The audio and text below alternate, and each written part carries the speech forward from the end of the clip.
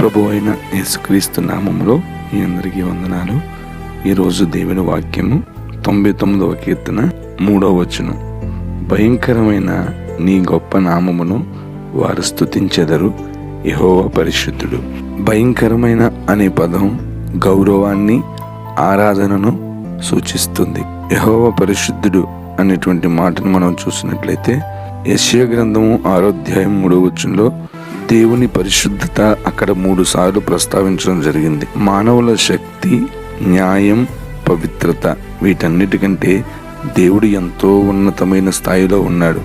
కాబట్టి దేవుని నామాన్ని మనము చులకనగా ప్రస్తావించకూడదు.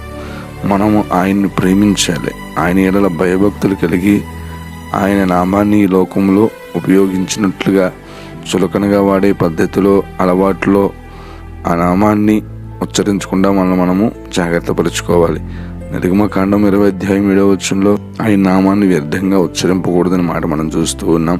మత్తయి సువార్త 6వ అధ్యాయం 9వ వచనంలో నీ నామం పరిశుద్ధపరచబడును గాక అనేటువంటి మాటను మనం అక్కడ చూస్తున్నాం. పరిశుద్ధమైన ఉన్నతమైన స్థాయిలో దేవుడు ఉన్నాడు.